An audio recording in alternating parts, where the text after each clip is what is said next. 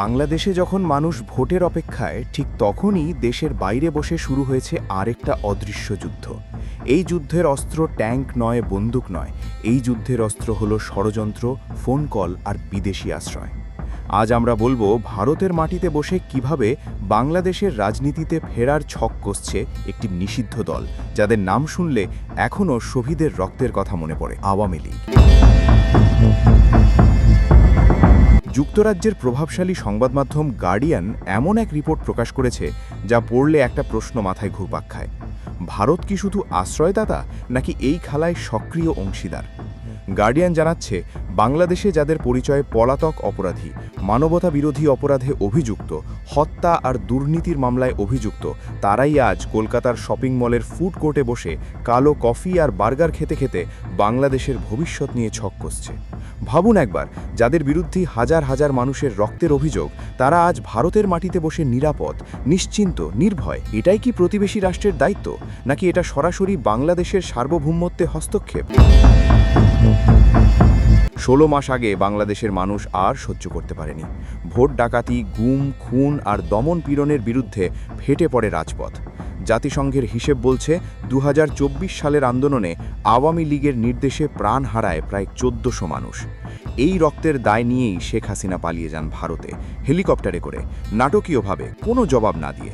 কিন্তু আজ গার্ডিয়ানের রিপোর্ট বলছে, এই পালানোটা নাকি পরাজয় নয়, এটা নাকি কৌশলগত পশ্চাৎপসরণ।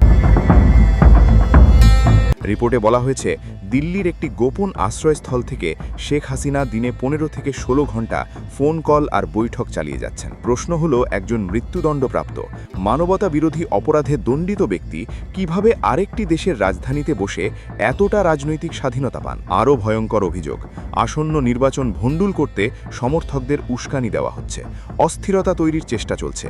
অথচ বাংলাদেশ সরকারের প্রত্যর্পণ অনুরোধ ভারত একের পর এক উপেক্ষা করছে। এটা কি কূটনীতি, নাকি এটা ক্ষমতার দম্ভ? বাংলাদেশে আওয়ামী লীগ এখন নিষিদ্ধ, নিবন্ধন স্থগিত, নির্বাচনে অংশগ্রহণের কোনো সুযোগ নেই।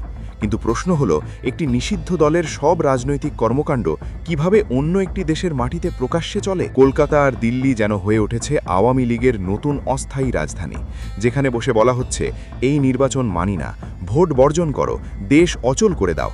এটা কি সরাসরি উস্কানি নয়? এটা কি আন্তর্জাতিক আইন লঙ্ঘন নয়? আওয়ামী লীগ নেতারা দাবি করছেন, শেখ হাসিনা নাকি নায়ক হয়েই ফিরবেন। প্রশ্ন হলো, 1400 শহীদের রক্ত নিয়ে কেউ নায়ক হয়? গুম, আয়নাঘর, ভোট ডাকাতি নিয়ে কেউ নায়ক হয়? বাংলাদেশের মানুষ কি এতটাই ভুলোমনা, নাকি এই নায়ক হয়ে ফেরার গল্পটা শুধু ভারতের নিরাপদ ছাদের নিচে বসে বলা যায়? গার্ডিয়ান বলছে, ভারতের মাটিতে আওয়ামী লীগের সক্রিয় উপস্থিতি ভারত বাংলাদেশ সম্পর্ককে ভয়ঙ্কর জায়গায় ঠেলে দিচ্ছে। একদিকে গণতন্ত্রের কথা, অন্যদিকে গণহত্যাকারীদের আশ্রয়। প্রশ্ন একটা, বাংলাদেশ কি আবারও অন্য দেশের ভূ রাজনৈতিক খেলায় একটা দাবার ঘুঁটিতে পরিণত হচ্ছে?